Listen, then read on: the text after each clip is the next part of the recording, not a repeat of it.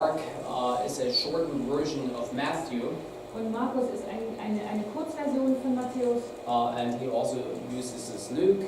Und er benutzt auch Lukas. Of course, I think this is the more American version. Mark first. Und die amerikanische Version ist eher, also Markus zuerst. Matthew second. Matthäus als zweites. And Luke uses both of them. Und Lukas benutzt beide Evangelien. Here we get a little bit of trouble with the timing. Da ist es, die Zeit kommt uns da ein bisschen in die Quere. Especially if you still want Acts to be done by 64 or so, and Acts ends at 62, so there's a question here. Vor allem, wenn es um die Apostelgeschichte geht, wenn du davon ausgehst, Apostelgeschichte, also dass die 64 abgeschlossen wurde oder also geschrieben war. The church father Augustine, der Kirchenvater Augustin, he followed the actually order in the Bible, and he has also a point there must be a reason why the early church ordered our Bible in that way, and he says Matthew, Mark, Luke. Er hat gesagt, ich gehe mal von der Bibelreihenfolge aus, wie sie ursprünglich festgelegt war, und das ist natürlich auch ein Punkt, fängt mit Matthäus an, dann Markus und dann Lukas. Okay, and if you think, wow, you find everything except Luke first. Und wenn du sagst, hey, das macht Sinn, und du siehst jetzt auch, Lukas steht nie zuerst geschrieben. There is a theory that puts Luke first too, so if you want another one. Es gibt auch noch eine Theorie, die Lukas als erstes Evangelium festlegt. I think it's called the Jerusalem theory. Und das heißt, glaube ich, die Jerusalem-Theorie. Well, one thing we can see, if there's such a diversity of opinion, then we could be pretty sure that nobody is really sure about it. Und wenn wir sehen, es gibt so viele verschiedene Theorien, dann können wir feststellen, es gibt wahrscheinlich keine ultimative Theorie. So, I don't think it's extremely important for our salvation, but you should at least have heard about it. Also für unsere Erlösung ist es, glaube ich, jetzt nicht lebensnotwendig, aber dass ihr es mal gehört habt. I find it interesting, most Christians rather struggle that there are differences between the Gospels, but theologians struggle with that there are too many similarities between the Gospels. Also die Christen kämpfen oft damit, dass es so viele Unterschiede gibt zwischen den Evangelien. Die Theologen kämpfen damit, dass es so viel Gleiches gibt in den Evangelien.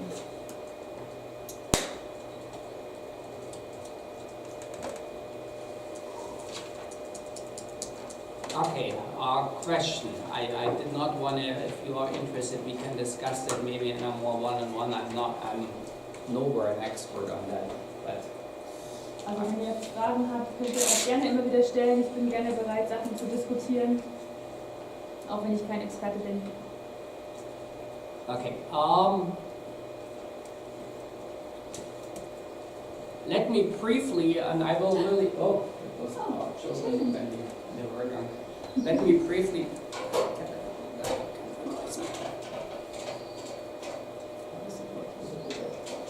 why is that? Okay. Can we see the kid? The picture of the kid. You can see them in real life. I want to very briefly fly through the Old Testament because I think it is important that we put the Jesus story in its context. Ich möchte ganz kurz nochmal das Alte Testament Revue passieren lassen, weil wir auch wirklich den Zusammenhang wissen müssen für Jesus. It will be so much easier to see who Jesus is and why he came when we get that story that happens till then. Und wenn wir die Geschichte richtig verstanden haben, dann werden wir auch wissen, warum Jesus hier so relevant ist. And of course we should actually start with the creation story and the fall and God's promise there. Wir sollten anfangen mit der Schöpfungsgeschichte, mit dem Sündenfall und wie das da anfängt. Because the gospel also starts with the creation story. Weil auch das Evangelium mit einer Schöpfungsgeschichte anfängt. I don't know if you've observed that Mark starts with the beginning of the gospel. Wie ihr vielleicht auch hier gesehen habt, ist euch vielleicht aufgefallen in Vers 1, es ist der Anfang des Evangeliums.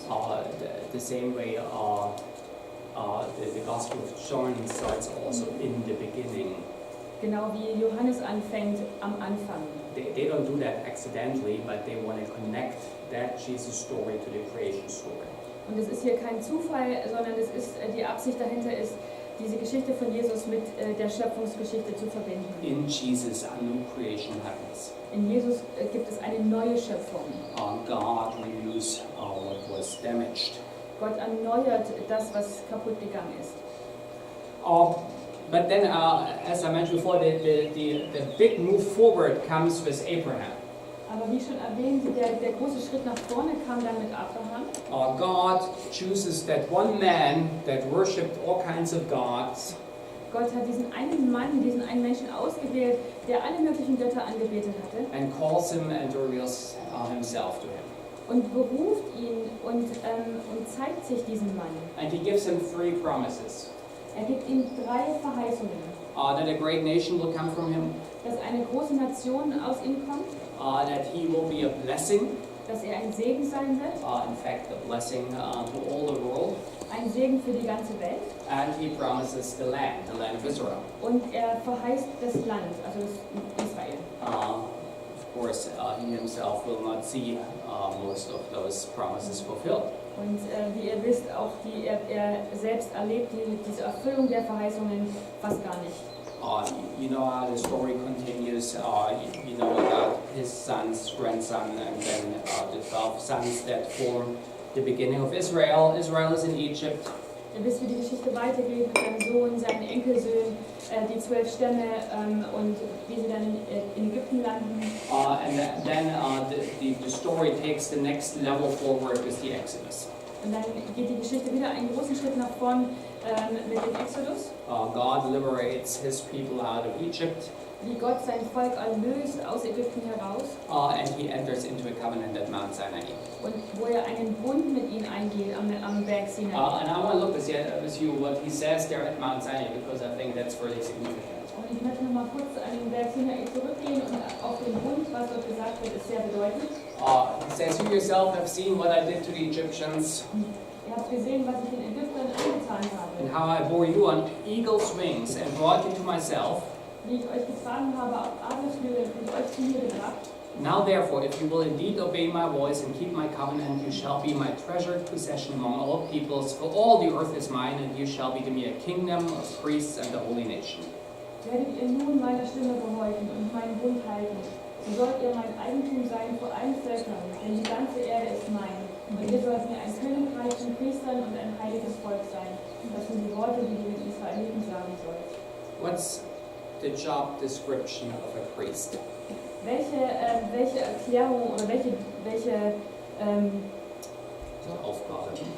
welche Aufgaben oder wie sehen die Aufgaben eines Priesters aus? Why are there priests? Wer sind denn die Priester? Warum gibt's die?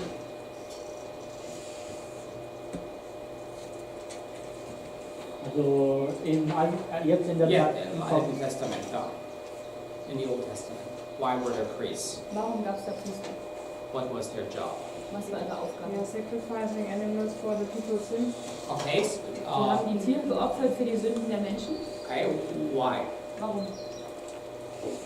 What was the animal sacrifice for? Warum gab es diese Opfertiere? Atonement. Ja, Okay. um Dinge wieder gut zu machen. There was that restoration, is that forgiveness of sins. Also auch die Vergebung, um Dinge wiederherzustellen. So could we say the priests kind of stand between, very simple, the priests stand between God and the people. Ja. Also um es ganz einfach darzustellen, der Priester stand zwischen Gott und den Menschen. And in one way he brings the people to God through their sacrifices. Auf eine Art und Weise bringt er die Menschen zu Gott durch diese Opfer. And on the other hand, he represents God to the people. Und auf eine andere Art repräsentiert er Gott den Menschen gegenüber.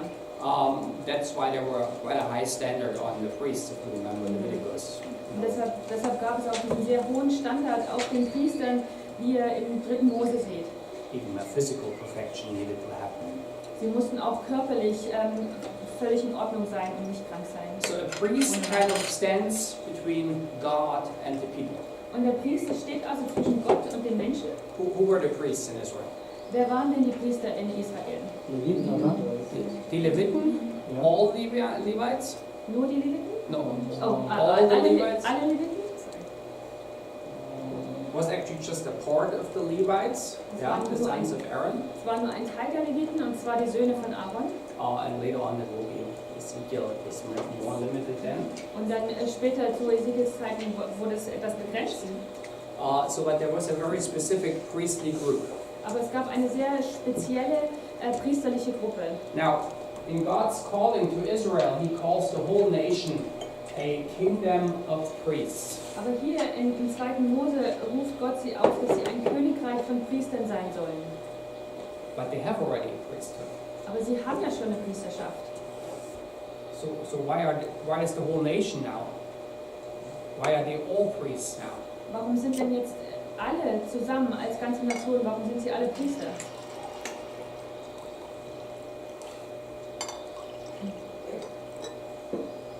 Maybe they should represent God to the nation. Weil sie Gott den Nationen gegenüber repräsentieren sollen? Yes, amen, absolutely. Richtig. I think God, from the beginning on, wanted to show the nation who he is. Gott wollte von Anfang an den Nationen zeigen, wer er ist. Through Israel, the nations were supposed to be blessed. That was actually the calling of Abraham. Und durch Israel sollten die Nationen ja gesegnet werden. Das war auch die Berufung, die auf Abraham lag. If the nation look towards Israel, they should see the righteous law. They should see who that God is. Und wenn andere Nationen auf Israel schauen, sollten sie sehen, wie gerecht dieses Gesetz ist, wie gerecht der Gott ist. And of course, in a very limited way, that has happened. There were always some people from the other nations that found God through Israel. Und das ist auch so geschehen. Also in kleinen Zahlen haben sich auch Leute anderer Nationen Gott angeschlossen, dem Gott Israels. Yeah, Ruth and Zum Beispiel Ruth and Rahab and so on. und Rahab und andere. We know how the story continues there. The desert was quite a disaster for Israel, but there is, as always with God, there is not only a second chance, but there's a third, a fourth, a fifth, a sixth, 1 millionth chance, and there they get a second chance. Und ihr wisst, wie die Wüstengeschichte aussah, war oft auch eine richtige Katastrophe. Und ihr wisst aber auch, bei Gott gibt es nicht nur eine zweite Chance, sondern eine dritte, vierte, fünfte und sechste. And in that second covenant, very important is the blessing and curse at the last chapter. Und dann haben wir Last chapter, 28. Dann haben wir den zweiten Bundesschluss und ganz wichtig oder ganz prägnant hier sind die Segen- und Fluchkapitel. Because the rest of the Old Testament will play out and show us that blessing and curse that Israel now will experience. Und im Rest des Alten Testaments sehen wir genau, wie sich das dann zeigt oder wie das aussieht mit dem Segen und mit dem Fluch. Mainly the curse. Hauptsächlich der Fluchteil, der ist sehr, sehr deutlich. Because we already see through the Old Testament that the true problem of Israel is an internal problem of sin. Und wir sehen sehr oft, dass das wahre Problem mit Israel ein internes Problem war, wo es um Sünde ging. Then the next important step forward is the calling of King David. Der nächste ganz wichtige große Schritt war die Berufung von König David. And of course there's a lot of story in between, but that will be very important for our gospel story. Und wir haben viel Geschichte noch dazwischen, aber diese König David-Geschichte ist für das Evangelium sehr wichtig. David promises that he wants to build a house for God. David sagt, er möchte ein Haus für Gott bauen, das verspricht er. And God said, no, you are not building a house for me, but I will build a house for you.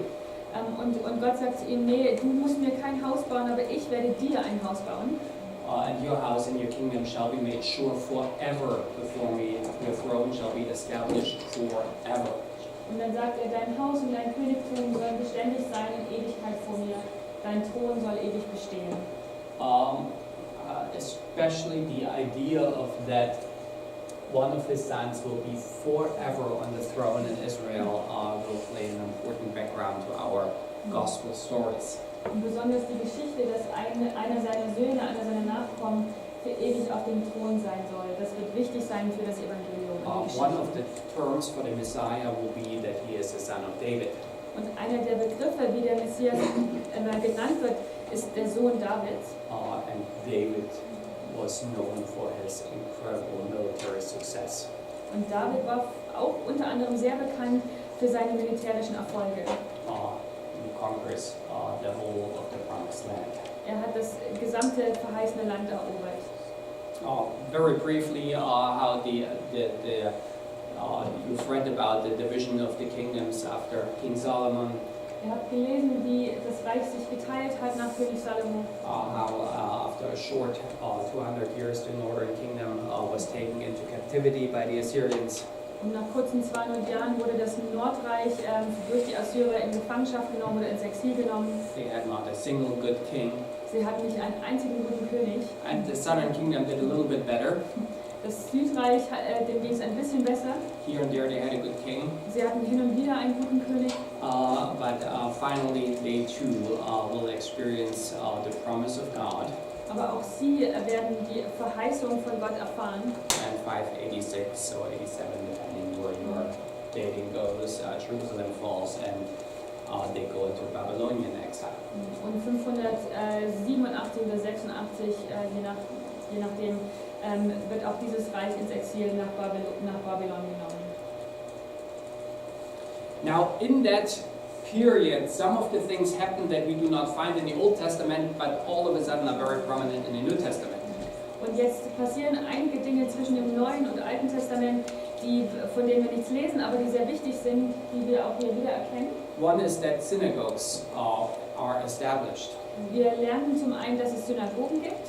Well, you haven't read about synagogues yet in the Old Testament, Die gab es im Alten Testament noch nicht. but all of a sudden they are very prominent in the New Testament and they become the center of religious life in Israel. Und auf einmal finden wir die überall im Neuen Testament und die Synagogen wurden praktisch das Zentrum für das religiöse Leben in Israel.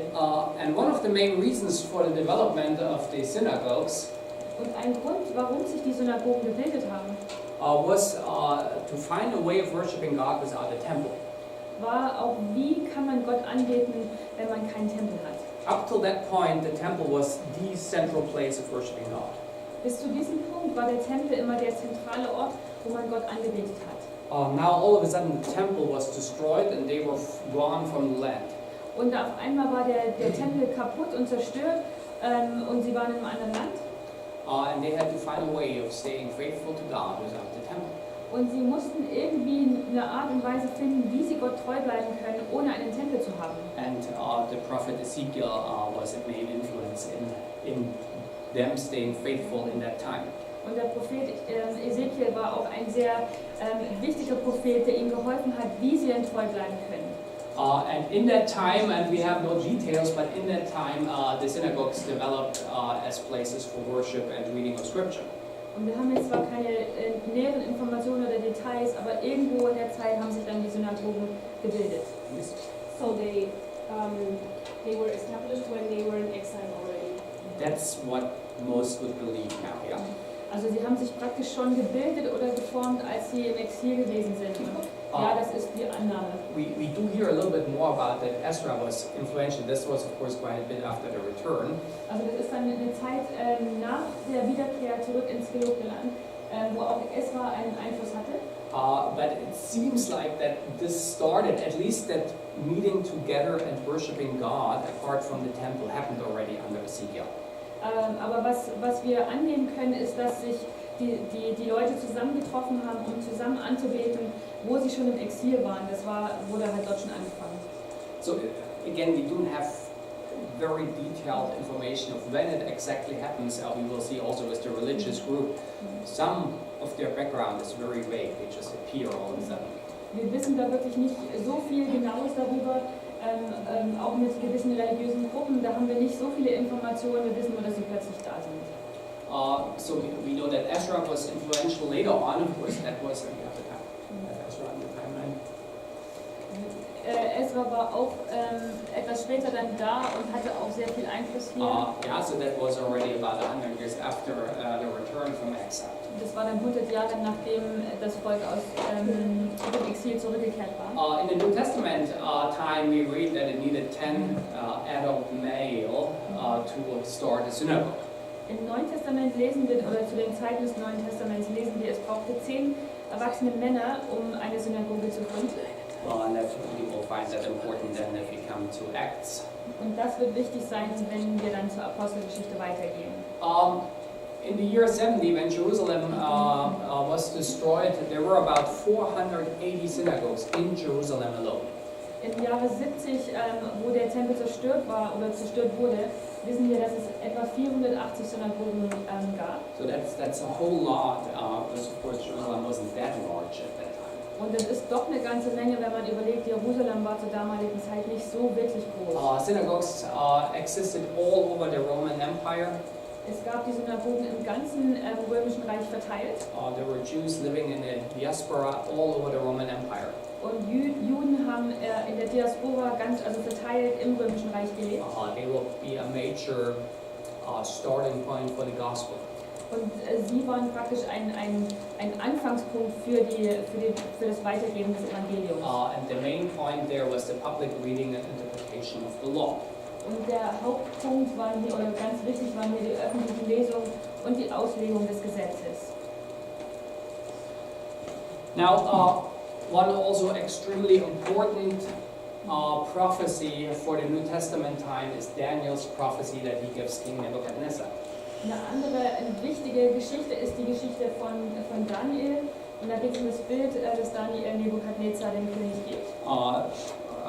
Actually, it's the interpretation that he gives. I think Nebuchadnezzar has that dream. Und Nebukadnezar hat den Traum und Daniel gibt ihm die Auslegung des And he Traums. talks about those 4 different kingdoms that will come. Und er spricht über die 4 verschiedenen Königreiche, die kommen werden. You might remember there was that figure with gold head, silver chest and bronze, and then iron and clay. Und ihr erinnert euch vielleicht, dass der Kopf war aus Gold, der Oberkörper aus Silber, der untere Teil aus Bronze und dann die Beine waren aus Eisen und Ton. And in that 4th kingdom, there was that stone that was not cut with man's hand, came out from a mountain, and he destroyed that figure, and it was a huge mountain, and God's kingdom was basically established. Und dann gab es im 4. Abschnitt diesen Stein, den keine Menschenhand berührt hat oder nicht von Menschenhand geformt wurde. Und der kam von diesem Berg und hat dann diese Statue zerstört oder kaputt gemacht. Now, and we hear that this first kingdom is Babylon, the one Daniel lives in. Wir hören, dass das erste Reich Babylon ist, das Königreich, in dem Daniel selber lebt. You heard about the Medo-Persian and the Greek empires. Ihr habt von den Medo-Persern gehört, von den Griechen. And the Roman Empire now is the 4th empire Israel is under. Und dann haben wir das Römische Reich, das ist das 4. Weltreich und die 4. Weltmacht, unter denen die Israeliten leben. So the Jews have that in mind when they day-to-day look at their Facebook feed and see what's happening when is the Messiah coming out. Und die Juden haben genau dieses Bild im Blick, wenn sie ihr Facebook aufmachen und wenn sie ihre Weltgeschichte angucken. There is an expectancy now in Israel that they live in the time of fulfillment. Es gibt diese Erwartung unter den Juden und sie haben diese Erwartung, dass sich jetzt endlich etwas erfüllen wird. God will come Gott wird kommen through the Messiah durch den Messias, and will liberate them from the Romans, wird sie von den Juden befreien, from the Romans, von den Römern befreien and make Israel again the leading nation in the world like it was under King David.